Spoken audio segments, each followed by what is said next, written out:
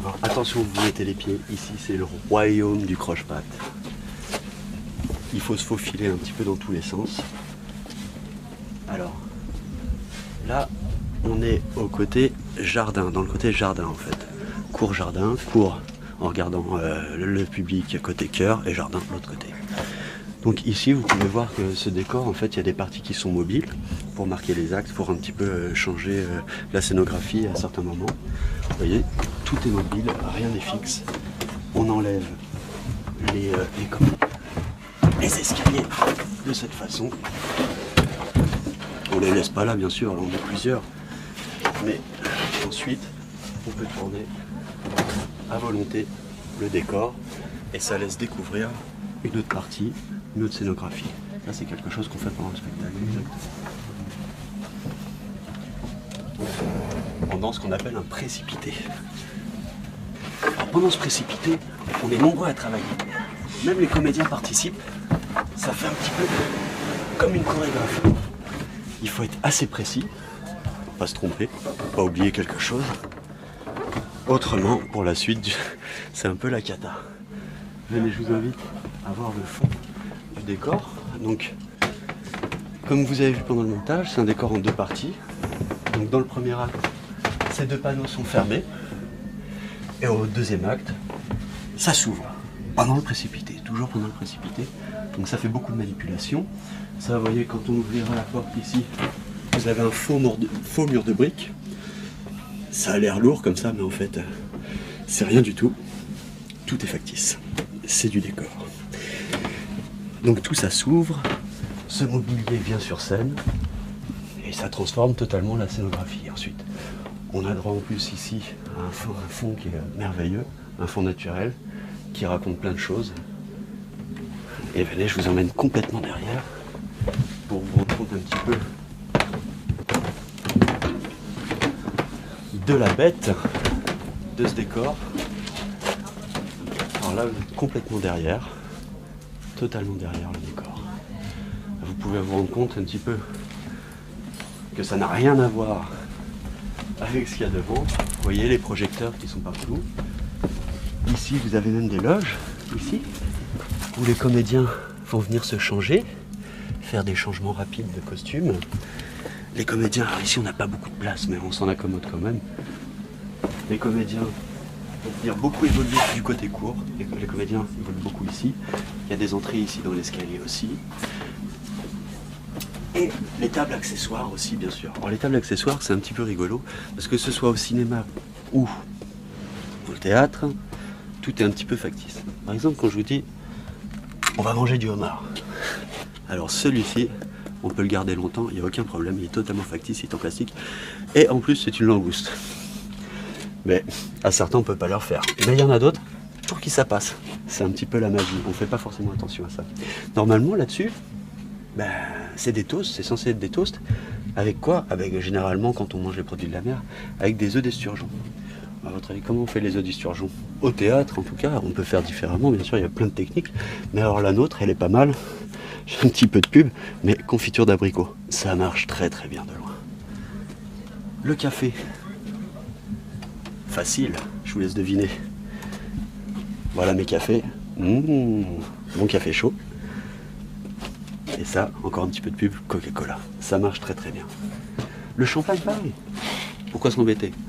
Coca-Cola, un petit peu de teinte dans de la badoie, et ça fonctionne.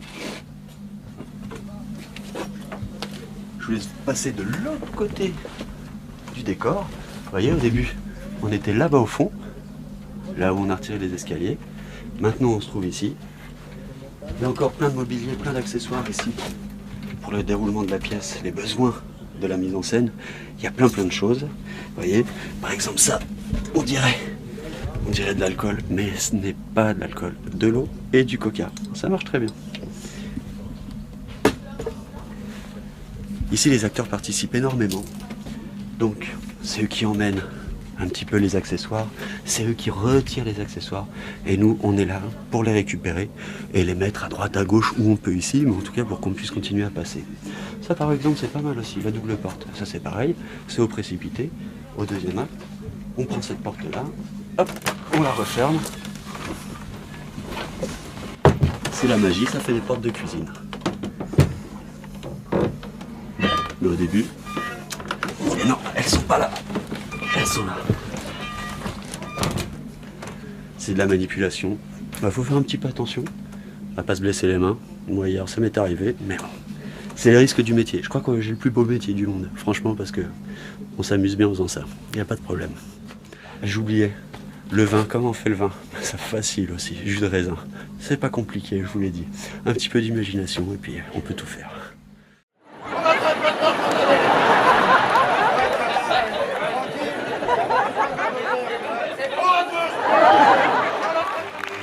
À la nuit tombée, après 1h30 de spectacle dans les arènes de Douai-la-Fontaine, le public laisse la place à l'équipe technique du Festival d'Anjou. 12 machinistes sont à l'œuvre pour démonter le décor de Thé à la menthe ou thé citron, étape indispensable avant le montage et les réglages du prochain spectacle, Désiré. On est arrivé hier soir, on a attendu que le spectacle de la veille soit démonté, soit chargé dans leur camion. On a monté notre décor. C'est ce qui est le plus compliqué en fin de compte, parce que c'est l'implantation du décor qui va tout déterminer.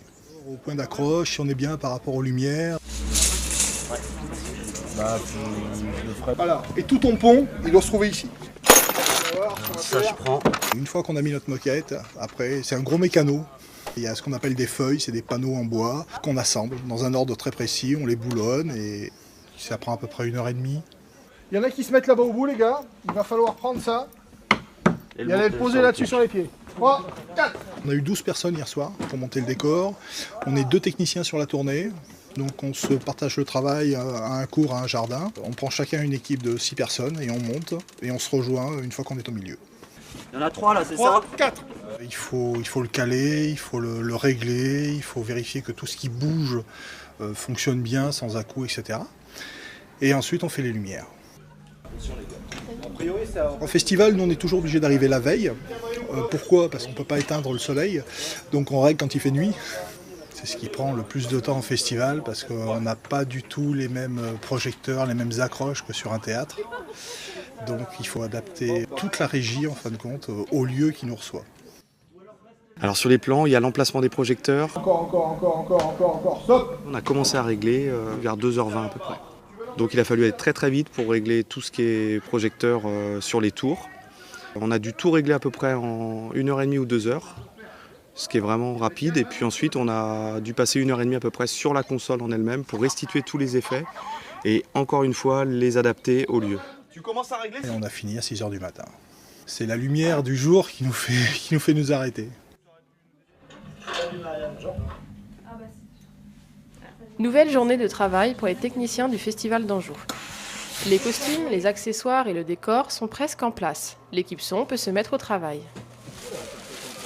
Aujourd'hui, on a installé donc notre ligne de micro de reprise pour les voix des comédiens. On a installé 2 enceintes derrière pour des effets de son. Et puis des petites capsules à chef. C'est quelque chose qu'on fait très régulièrement parce que bien souvent, il se passe des choses au lointain sur les entrées et les sorties des comédiens. Et du coup, ça aide à la compréhension dans la console et je renvoie ça aux enceintes qui sont pilotées d'un point de vue audio, toutes indépendamment.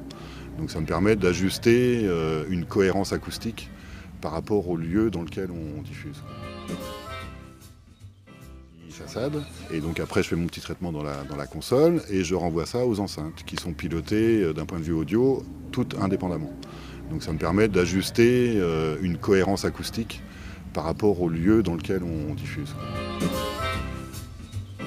Sur un lieu comme ici, on a besoin de micros pour que les gens puissent entendre, parce que la distance et le nombre de personnes, c'est quand même important. Et il ne faut pas non plus que ça perturbe les comédiens. Qu'est-ce que tu dis? L'histoire de la bonne femme à qui on avait volé son émeraude. La première partie du spectacle, je fais un ajustement par rapport au comportement du lieu en fonction de la météo, qui varie un petit peu. Et du coup, en fonction de la température, le son évolue dans le lieu avec le public, etc.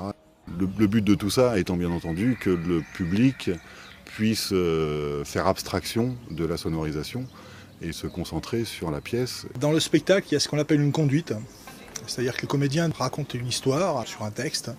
Il paraît que pour ce qu'elle y faisait, le théâtre, il n'y a pas perdu grand-chose. Et moi, sur ce texte, je dois envoyer des effets lumière et des effets son.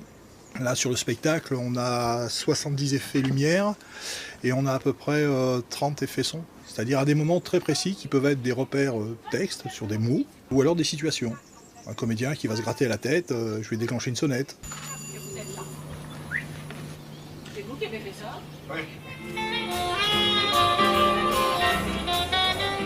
Ici, on a un très très bon accueil, les gens sont très professionnels, ils sont entièrement dévoués, je veux dire, à nos demandes. Ils se mettent en quatre pour réaliser ce dont on a besoin, donc c'est vraiment, il faudrait que ça se passe tout le temps comme ça. Non, ils sont vraiment très bien ici.